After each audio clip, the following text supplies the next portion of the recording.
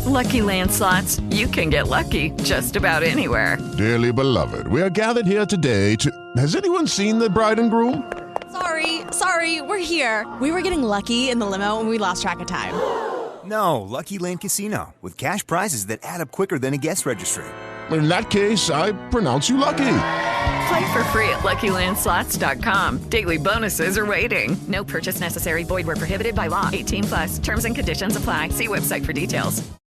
How would you like a 15% discount to my daily email, the stack of stuff, the show notes, discounts to the conference, all of that? All you need to do is text the word show to 33777. You'll get the annual subscription with a 15% discount to my daily email. You'll get the stack of stuff, the links to the show notes, discounts to the conference, and so much more. All you have to do is text the word show, SHOW, to 33777. Text show to 33777.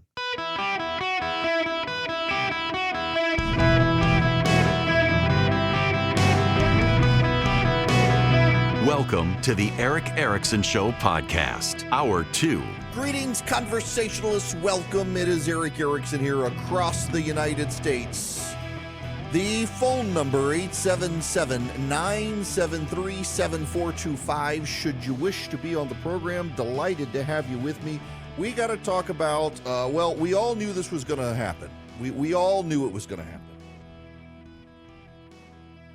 Prophet is not welcome in his hometown and sometimes not on radio. I told y'all that with Donald Trump refusing to debate in the Republican primaries, Joe Biden would use that in the general election. And guess what? It's becoming clear that Joe Biden has no intention of debating Donald Trump. Joe Biden was confronted by reporters last night on Donald Trump's offer to debate him. And he said, quote, "If I were him, I would want to debate me too. He's got nothing else to do." This has been Biden's plan the whole time. Biden does not want to do a presidential debate.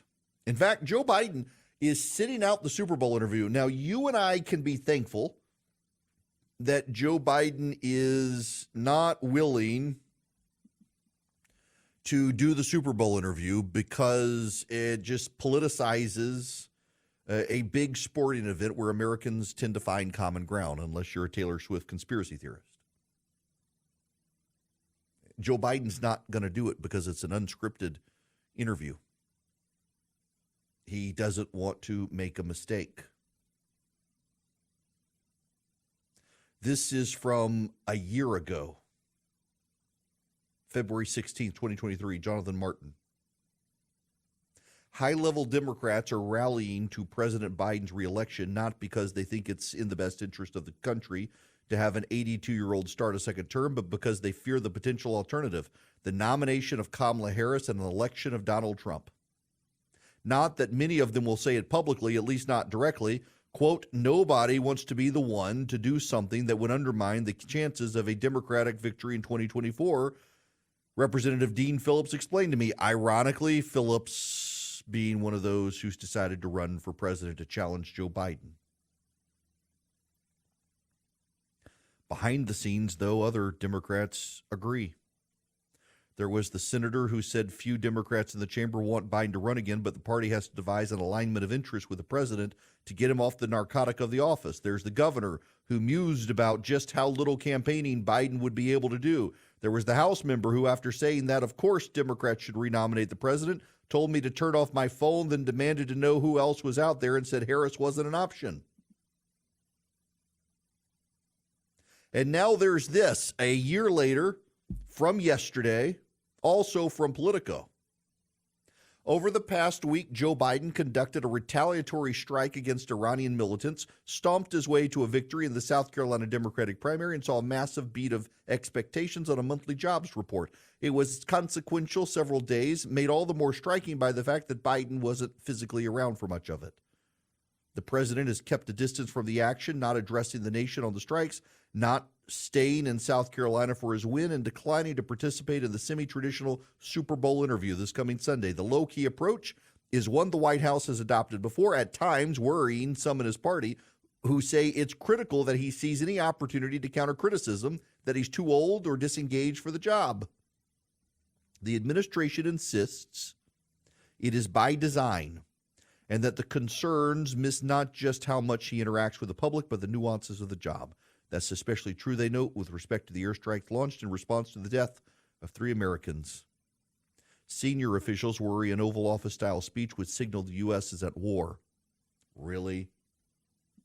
Sure.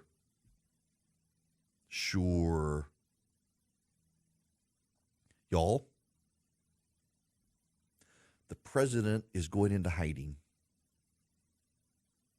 But I'll tell you, the thinking from Republicans and Democrats alike, it's not just the Democrats, it's the Republicans too. They say it's helped Donald Trump. That Donald Trump being tied up in court, this is the conventional wisdom is rapidly reaching this point that Donald Trump, by being tied up in court and not regularly on the campaign trail, that's why he's gotten ahead of Biden in the polls, because people forget him. And that Biden is overexposed and he's out there so much and he makes missteps. He makes he has a speech impediment and a stutter. They want people to forget the incompetencies and mental decline of the President of the United States, who is not in his right headspace. President Biden told a crowd in Las Vegas on Sunday he recently met with Francois Mitterrand, the French president who's been dead for nearly 30 years. Apparently, Nancy Reagan's psychic and seance guru is back in the White House. The comments came while Biden was warning of the dangers of a potential second Trump presidency as he aimed to shore up enthusiasm ahead of the Democratic primary in Nevada. Biden recounted a story he told many times during his presidency about a meeting he had with French President Emmanuel Macron during a G7 meeting in England some months after Biden took office. I sat down and I said, America's back. And Mitterrand from France, looked at me and said, well, how long you back for?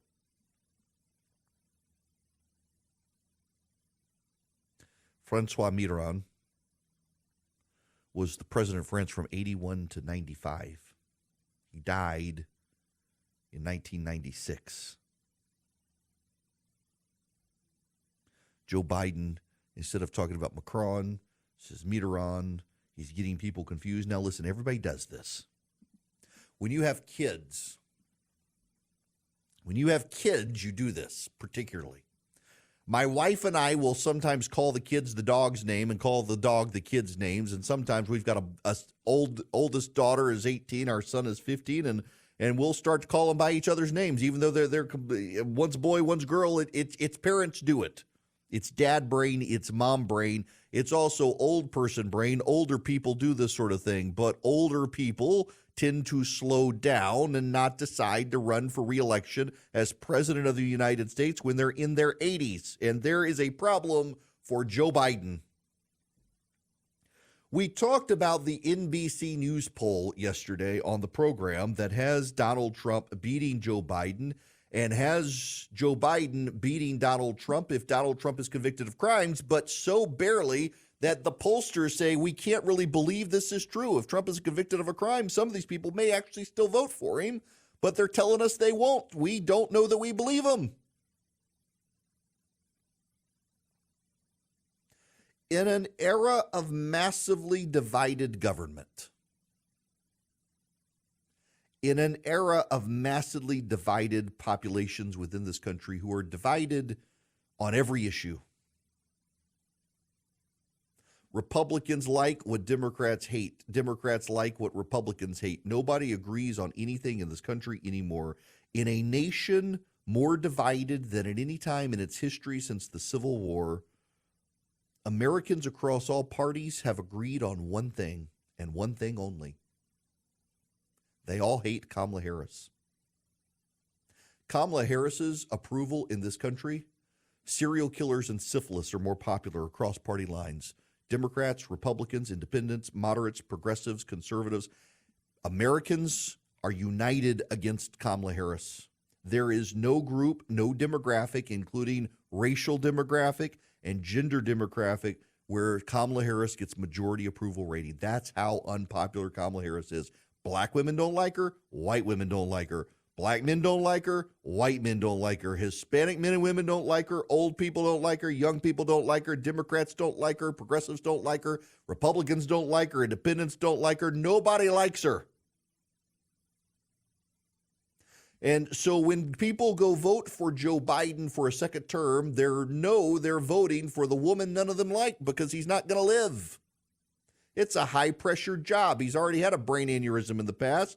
The man is not fit. People can see his decline. They're saving him. They're keeping him off the spotlight, off the stage. They don't want him to do interviews. They don't want him to go off the cuff. They know he rambles. They know he says crazy things. And so people are thinking Kamala's going to be the president. And go, my God, I don't like her. At this point, about the only thing Donald Trump needs to do to win a second term is to pick someone that Americans can look at and say, well, thank God that person's not Kamala Harris.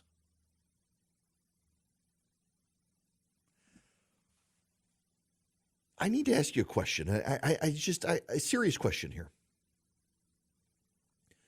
Democrats tell us that Donald Trump is a real threat to the American republic and our democratic system. If that's so, why aren't Democrats acting like it's so? If Democrats really believe that Donald Trump is a threat to the American republic, why are they keeping Joe Biden as the Democratic nominee, a man who's losing in almost every poll to Donald Trump, so much so that he's refusing already to debate Donald Trump and won't even do an interview before the Super Bowl lest he put his foot in his mouth? Why are Democrats propping up Kamala Harris as the vice president and vice presidential nominee when she's the most unpopular politician in America? She makes serial killers and syphilis look downright popular compared to how badly she polls. If Donald Trump is genuinely, truly a threat to the American republic, why are Democrats operating as if they don't believe it and they don't care? Maybe Donald Trump isn't the threat they claim he is. Because if Donald Trump were truly the threat the Democrats claim he was, they wouldn't be nominating Joe Biden and they wouldn't be sending Kamala Harris back to be the vice presidential nominee. Joe Biden has gone into hiding. He had great economic news last week. He had foreign policy challenges and successes allegedly last week, although they weren't really that big a success. He's not spending time with the press. He's not on stage. He's not doing press conferences except ones that are highly guarded, highly restricted with questions screened in advance.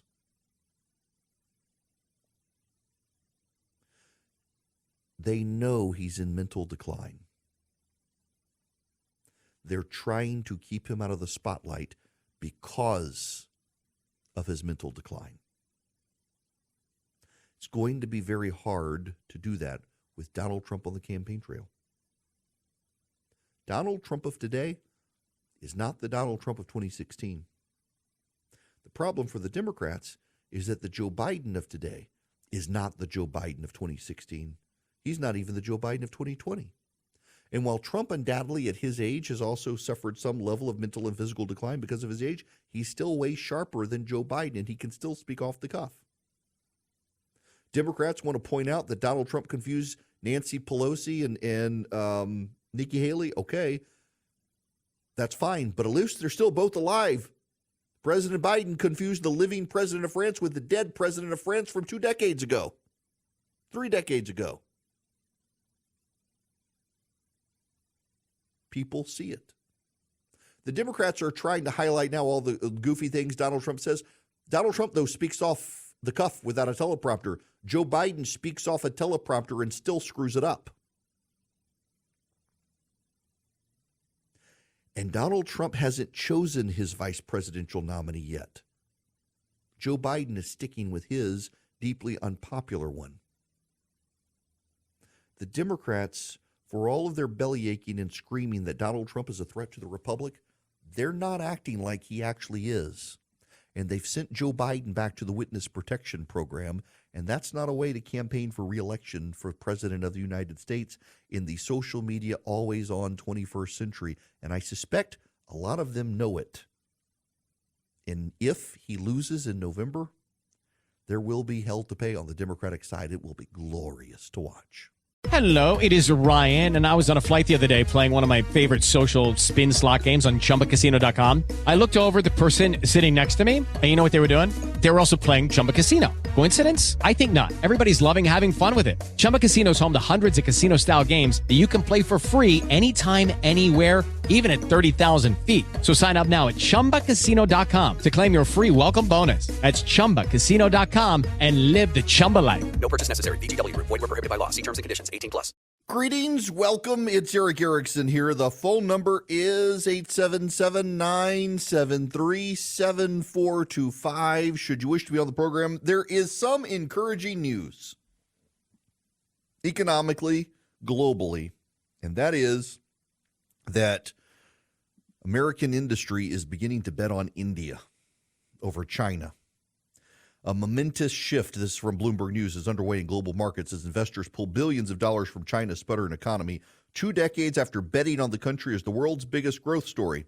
Much of that cash is now headed for India, with Wall Street giants like Goldman Sachs and Morgan Stanley endorsing the South Asian nation as the prime investment destination for the next decade. I am a massive, massive fan of India. It is a huge country with a diverse array of people, from the port cities like Mumbai to Delhi and New Delhi and its history as a British capital in the empire, to the northern reaches of India and the Himalaya mountains. The food culture in India is incredible. The people are incredible. Amazing people, wonderful, warm hospitality. It is just an incredible place. It is an incredible place to visit. It is incredible people to know. They're hardworking, they're industrious, and they could be our great allies against China. It is wonderful to actually see major American companies and financial corporations deciding that they'd rather do business with India than China now. Good. The $62 billion hedge fund, Marshall Wace, has positioned India as its biggest net long bet after the U.S. and its flagship hedge fund. An arm of Zurich-based Vondelbell Holdings AG has made the country its top emerging market holding, and Janus Henderson Group PLC is exploring fundhouse acquisitions. Even Japan's traditionally conservative retail investors are embracing India and paring back exposure to China. Good. Good. India is a democracy, and its people are wonderful, wonderful people. China is a totalitarian communist regime. Never bet on communists. Bet on India, people. Bet on India. Now, let me tell you about Vision Computers. Vision Computers is a company you should bet on because they want to take care of you. And they've been around for so long.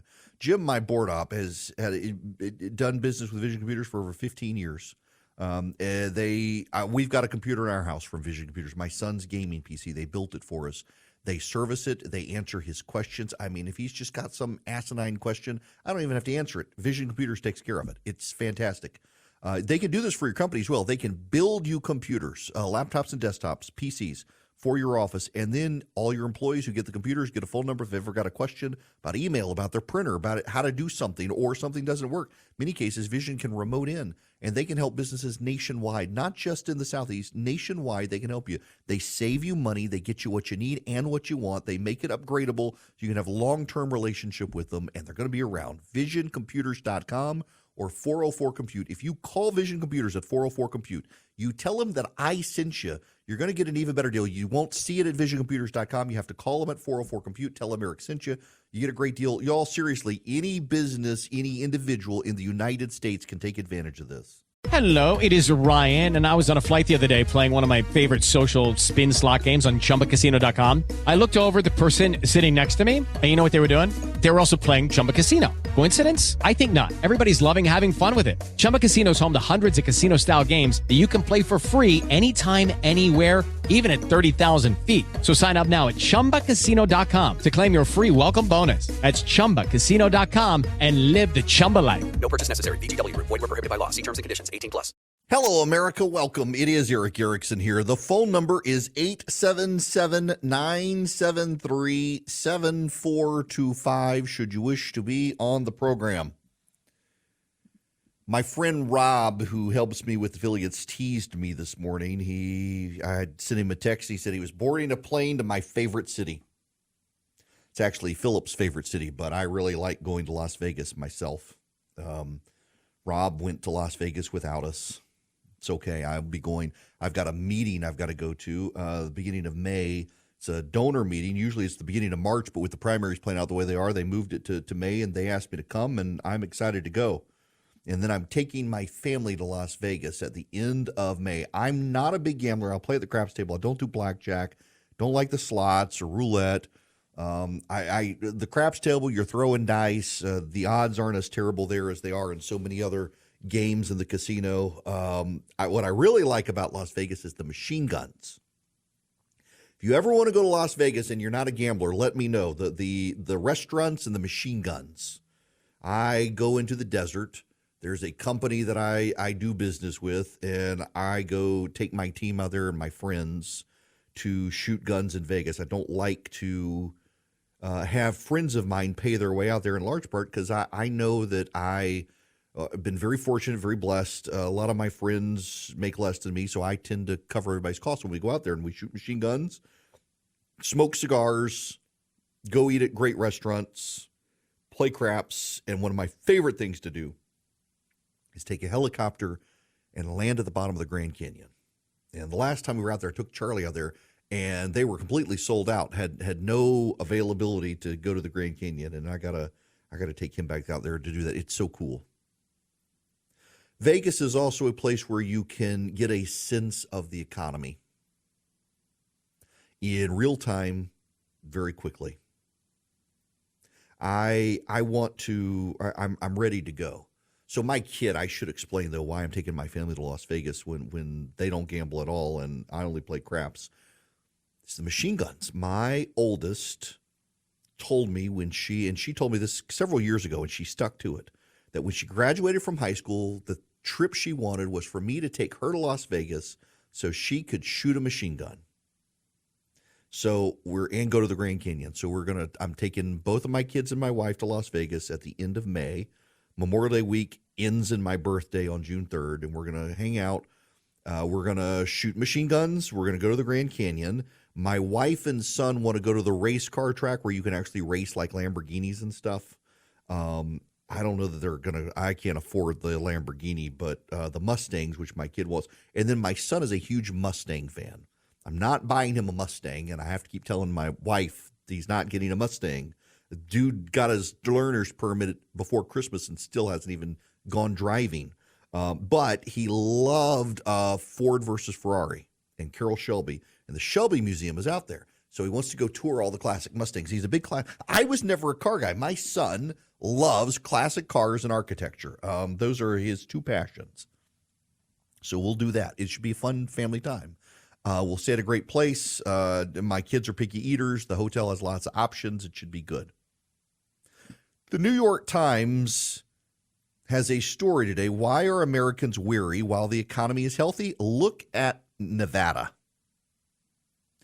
Tony Irizarry recognizes that the economy has improved compared with the first wave of the pandemic when Las Vegas went dark and joblessness soared to levels not seen since the Great Depression. These are days of relative normalcy. Ms. Irizarry, 64, oversees a cafe at the Orleans Hotel and Casino, a property just off the Las Vegas Strip that caters mostly to locals.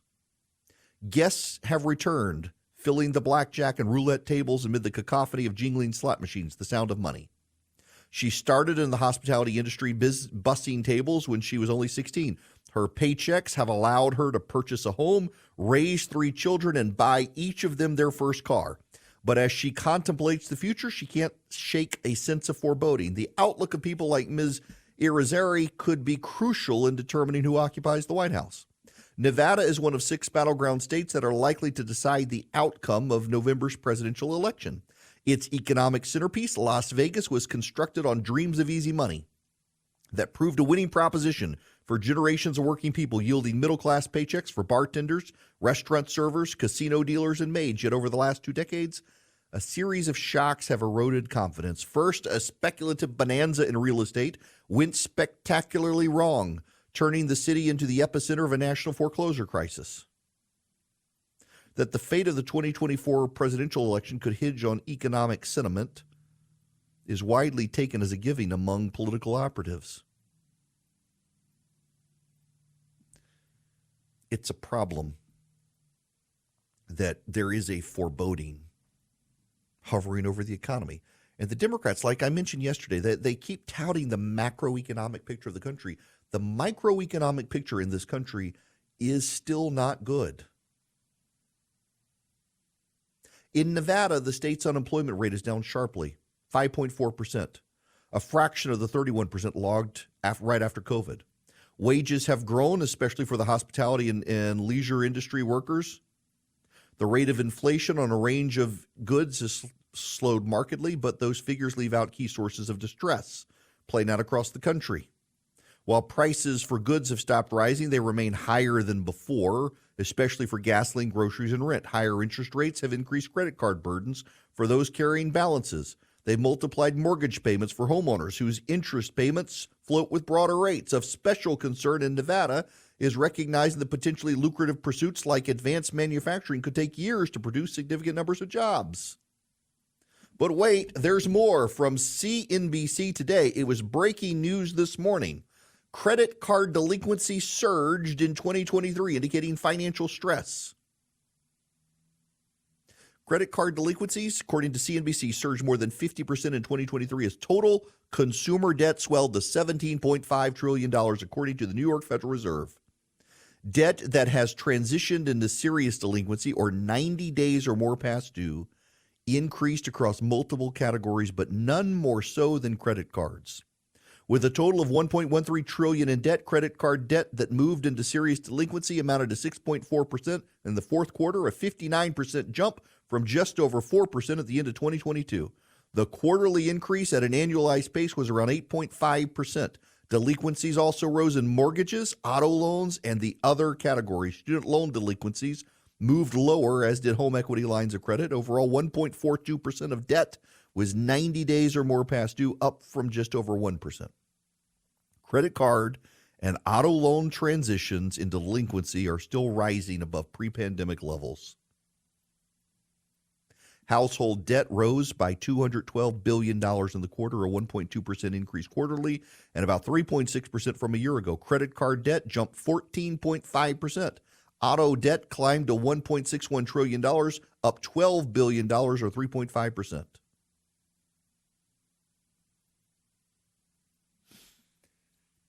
If you subscribe to my Substack, my daily email, you would have gotten these links today. You can see them for yourself. The numbers are disturbing.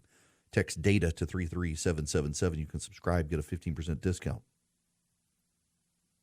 The credit card delinquency is the canary in the coal mine.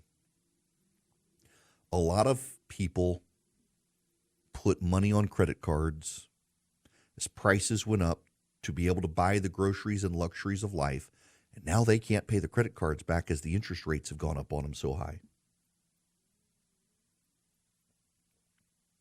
This is a big red flag for things that are coming in the economy. And people have this intuitive sense. They have an intuitive sense that something is off. They feel it themselves. And the prognosticators have been missing it. The Democrats have been missing it. A lot of Republicans have been missing it.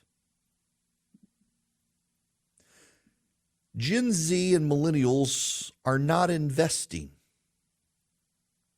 Nearly two-thirds, 63% of young adults believe the stock market's a great place to build wealth and invest, but they're not participating. About half do not have enough savings to cover more than 2 months' worth of living expenses. My daughter, in her class, in her school, the final semester of their senior year at my kids' school, the school puts the kids through Dave Ramsey's program. And essentially explaining to them how debt is bad. And the kids are pushing back on a lot of the stuff Dave Ramsey says about debt, because they're starting to run the numbers about the cost of living and apartments and groceries and doing the budgeting, and they don't understand how they're going to be able to build credit. They want credit. They hear that credit is good. They need a credit card to get credit. Ramsey is there are credit card programs out there tied into your bank account, so it operates as a credit card. It allows you to build credit, but it comes out of your bank account, so you're not going in debt. But a lot of people don't want to do that. And I had to explain to my daughter the other night. She's like, why does Dave Ramsey tell you not to get credit at apartments? They sometimes will charge you more up front with a greater security deposit if you don't have a FICO score, if you don't have credit cards, if you haven't built credit, they're going to charge you more up front. And I said, yes, they are. The world seems to penalize you for living a good life without debt. But Dave Ramsey's point is this, that though they may charge you more up front because you have not built credit, long term, you're not paying interest on credit cards. You're going to save that money and then some. Interest rates are really high right now. Trying to explain this to the kids, I saw an Instagram meme the other day. Student, how do I fill out taxes? School, shut up and learn to square dance. I don't know that my kids have learned to square dance, but I'm glad they're learning the Ramsey program on how to live without debt, how to save, how to budget. My family, we still haven't done it yet. We just keep putting it off, going through Dave's program ourselves. We've never done it. We got to build a budget. Build a budget and stick to the budget and plan. I used to be good at it, and life just got in the way. And I got to get back to it. The family does. But it's notable to me, and it's a red flag to me, that my daughter and her generation are starting to raise issues about how is it possible to live without debt accumulation in this society. And the response is very precisely, if you can't live without debt, you're going to get more into debt than you can live with. And a lot of kids who've had it comfortable living with their parents and on their parents' insurance are going to find that these burdens over time. And parents, you would do a good job right now of getting your kids into something like Dave's program so that they understand precisely what they're getting into and how to budget and how to make ends meet. And no, you do not need the $2,000 a month apartment. You can settle somewhere further out of the city for less. And yes, you're going to commute. And yes, you're going to have to put gas in your car. But your cost of living will be a whole lot cheaper. You don't have to live in the in-town, mid-town area where rents are expensive and you get to walk everywhere with your friends and have a good time, but you're not setting any money aside. We're going to have to relearn all of this stuff. It's been a while since we've had interest rates as high as they are. And there are all sorts of red flags popping up. And you know what this is doing, too, with a lot of kids? It's driving them towards socialism. They are becoming convinced, as are their parents, that they will never have it as good as their parents. They will never get better than their parents in life. Therefore, we might as well do socialism and take from the rich and give to the poor and screw everything up. Only 11% of young workers have enough savings to cover the cost of living for more than a year if they had no income. 48% cannot cover more than 2 months' worth of expenses. We're headed towards dangerous times. And here's the thing, the government doesn't seem to get it, but the people do. It's why Biden isn't polling so well. The macroeconomic picture of the United States is actually good right now, but the microeconomics, the household income picture is terrible. And that's shaping everything. And there are lots of red flags out there that we're headed towards a dangerous place in this country if we don't get a handle on it soon. Our debt is rising, credit card debt is rising, people are dissatisfied, and they believe more and more that something bad is coming, and that soon becomes a self-fulfilling prophecy if people in Washington don't get a clue and turn things around. It's one of the reasons Swiss America is trying to help you save your hard-earned assets, because they see what's coming too. With interest rates squeezing the economy, people going more and more into debt, the government trying to control how you spend money, Swiss America wants to help you protect your hard-earned assets now. That's why they want you to read their report, The War on Cash. Your copy's free by calling or texting 800-289-2646, 800-289-2646. The All Out War on Cash includes digital forms of currency. It's spreading. All you got to do to get the Secret War on Cash report for free is mention my name, Eric Erickson, when you call or text 800-289-2646. That's 800-289-2646. You can also go to SwissAmerica.com/Eric today, SwissAmerica.com/ERICK. Go there today. You can get this Secret War on Cash report from Swiss America.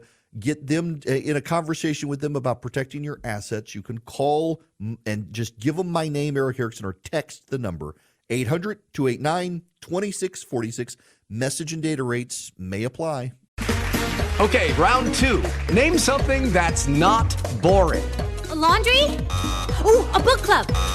Computer solitaire, huh? Ah, sorry, we were looking for Chumba Casino.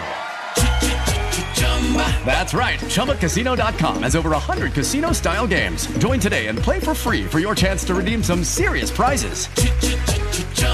ChumbaCasino.com. No purchase necessary. Void where prohibited by law. 18 plus. Terms and conditions apply. See website for details. Welcome. It is Eric Erickson here, 877-973-7425. Jeff, welcome to the Eric Erickson Show. How are you? I'm doing wonderful. How about yourself, Eric? Great. What's going on? I've heard you often talk about the terms unhoused versus homeless, and the distinction between the two is, every day at one point in the day, we're all unhoused. I'm unhoused right now because I'm out running errands. In a couple of minutes after this call, I'm going to step out of the car and I'll be uncarred. Well, also at the moment, I'm currently unjobbed because I'm not working right now, but as soon as I get back to my desk, I will no longer be unjobbed. But I'm not jobless. I'm not homeless, but I am unhoused right now. What I would really like is to be untaxed. Yes. Now, I need to ask you though, Jeff. Are you married? I was. We recently divorced. We get along great. We just grew apart, and I'm just very happily single right now. Then you definitely are unjobbed. For those of us who are married, we may be out and about having a good time, but we're still on the clock. Yeah, I hear you, and I think the effort of them is to normalize it so they're just like you are, because you're unhoused periodically as well. Yes. But here's the key: is when they go to the shelters at night, they're no longer unhoused. So I do feel better using that term because it doesn't write on my guilt as much now, knowing that there you go. Evenings they are housed. Yes, that's a good point, Jeff. I got to let you go there, but yeah, once that's good. Liberals change the word, and you put them in a shelter. Suddenly, problem solved. Forget that they're going to be back on the streets tomorrow. It's how the liberal word games are used not to solve the situation, but to just make liberals feel better, solving the white guilt problems. It is Ryan here, and I have a question for you. What do you do when you win? Like, are you a fist pumper, a woohooer, a hand clapper, a high fiver? I kind of like the high five, but if you want to hone in on those winning moves, check out Chumba Casino. At ChumbaCasino.com, choose from hundreds of social casino-style games for your chance to redeem serious cash prizes. There are new game releases weekly, plus free daily bonuses. So don't wait. Start having the most fun ever at ChumbaCasino.com. No purchase necessary. VGW Group. Void where prohibited by law. See terms and conditions. 18 plus.